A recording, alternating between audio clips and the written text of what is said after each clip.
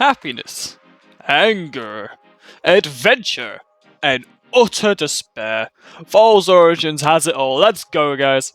For the past 6 months I've been working on this film.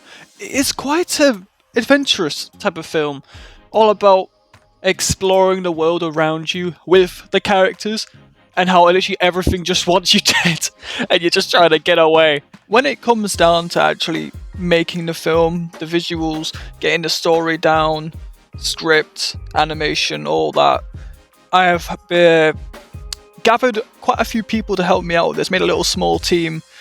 Big shout out to Oli King for helping me out with this. One of the first people I asked on this to help me out with this project. He has been an amazing help all the way through. So, he's got a YouTube channel where he's talked about this before and does some gaming videos on like Mortal Kombat.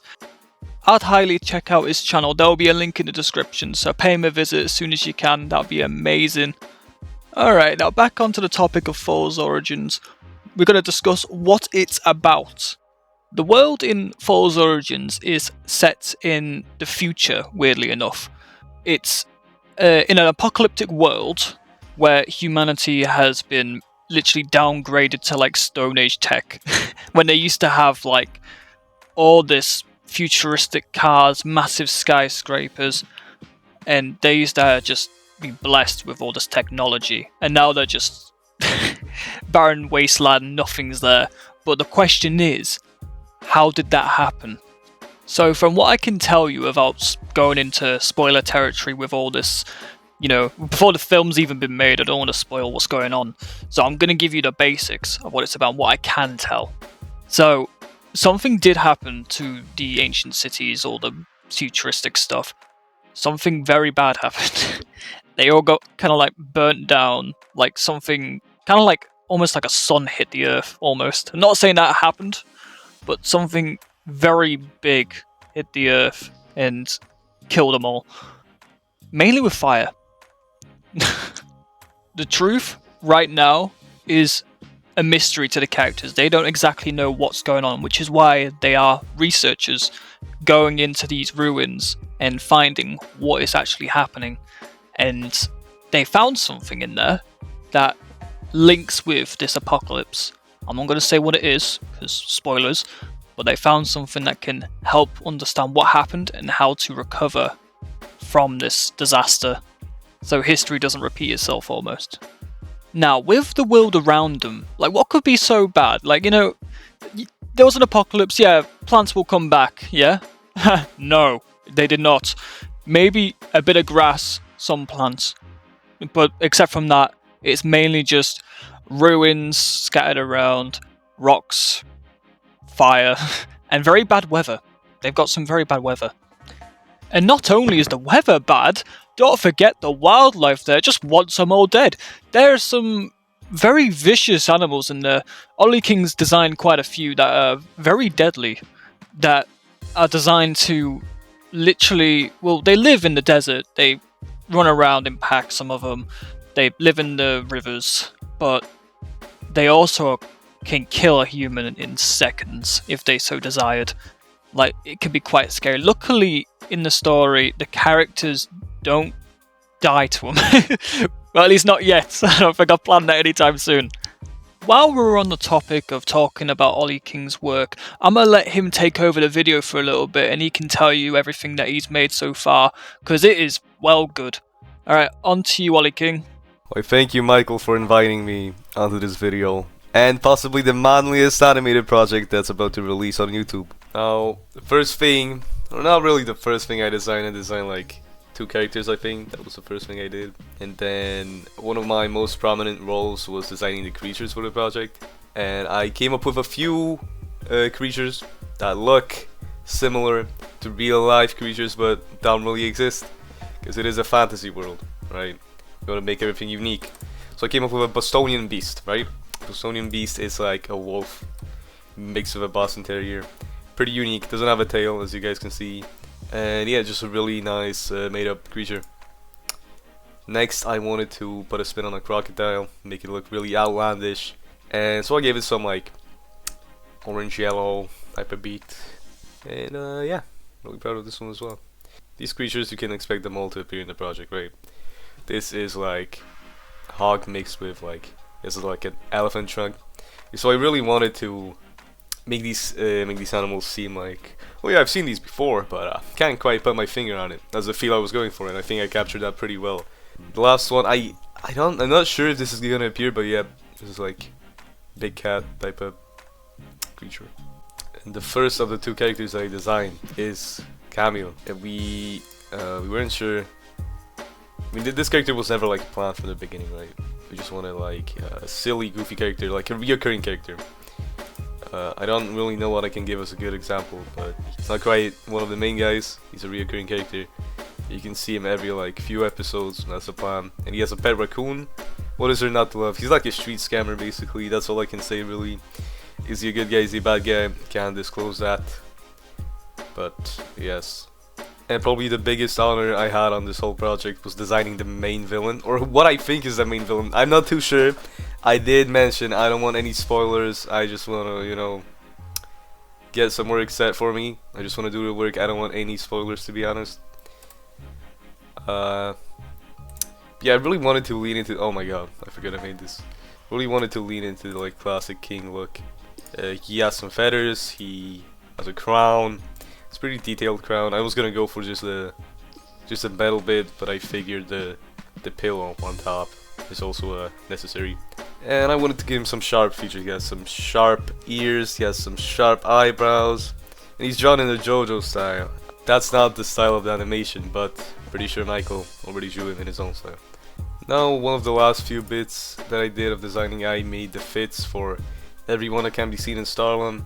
Many classes of people, many roles that they have. You got a casual, a farmer, archer slash mage, a warrior, and a researcher. A researcher is probably the most prominent type of character you'll see in this story, because I think all of the three main guys are researchers. So that's gonna be fun to see. And of course I got some of my own animation tests. I made this one for one of the side villains. I tried to draw the actual guy over this. I couldn't. He looked like an ape. I just gave up on this. But that will not be the case in the final project. I'm gonna have to put my all into it. I got two more animation tests. One for Chief Kellen. I think this is alright. Didn't get the physics way right. His beard's a bit bouncy. But yeah, these are just like tests. So obviously the final animations are gonna be way more detailed, way more effort is gonna be put into them. And finally, the last is for our character Camille, the street scammer. You can be seen sighing. That's probably gonna make an appearance in the final project, but it's gonna be redrawn, fully redrawn. Because this is his head shrinks practically in this one. Okay, this. Oh my god. I don't know what I was thinking. And the last thing I wanted to mention is I'll also be voicing one of the characters, Oli. He is pacifist mainly. He refuses to fight in the first episode at least. I hope that changes, but obviously I don't know. As for no spoilers. And yeah, that's about all from me. Back to you, Michael. Thank you, Oli King. Now that we're on the topic of talking about characters and voice acting and stuff, I'm gonna go into a bit of detail about the characters and what they're doing. We're gonna start off with the main character, Joseph Fall, who is a researcher in Starlam, which is very obsessed with figuring out the main purpose of the story of the show and like uncovering the secrets of the past. He's very obsessed with that. Everyone else thinks he's some crazy lunatic that's going on some wild fantasy, but in reality he's actually uncovering the truth and actually getting somewhere with it. The next character I'd like to talk about is the main female cast on this, called Tanner Avalon, who is like a vice chief of Starlam. She's kind of like second in command, does quite a lot of combat, very obsessed with fighting with a sword, and she is quite the serious type. And because she isn't a researcher, it leaves kind of like a question: why is she one of the main characters? Why isn't she staying behind in Starlam while the other characters are doing their thing? Well, something happened, and she was tasked to go find Joseph, who then, when she did find him, he was like, "Oh, yeah, you should team up with me." and help me uncover this. Somehow, she ended up getting persuaded, not after she gave him a bit of a beating, though, for what he's done. But that's a story for another time. The final character I'm going to talk about is the big baddie called King Casto I. He is the main leader, I'd say he's turning into an emperor in the making of the Southern Army and the Zelandran Kingdom. So what he does is, well, he's a king, he runs the place, but he is very obsessed with power and is very hungry for power. And when there is an opposition, when there is something threatening his reign on the throne, he gets very agitated by that and decides to send his men to go silence that problem. Like, an example of one of the problems he'll face is Joseph himself when he uncovers the truth and is getting closer to getting more power than Casto himself. He gets very worried about that and sends his men to sort it out as soon as possible. Now, the final thing I'm going to mention before I go is the regions. So there's two major ones that I'm going to talk about. The first one, which we've heard before in this video, is called Starlam, which is it's like a village set in the north, but it looks nothing like a village, and it's underground. The actual entrance is a futuristic wall that they built together using scraps and materials from the old buildings that are still standing, and that has been standing there for a good few years from the Zelandran forces that are constantly bombarding their doorstep, trying to kill them off. Their technology is less advanced than Zelandran's technology, but they have an advantage. The main building that they went into is actually a mine that they used, and the mine that they harvest, the materials they gathered, are actually very explosive. So they make explosives. So when the Zelandran forces try to get them out and try to kill them, they can actually have the power to fight back by just throwing bombs at them, which is actually going to be quite funny to animate. And that's everything I'm going to say about the animated film Falls Origins for now.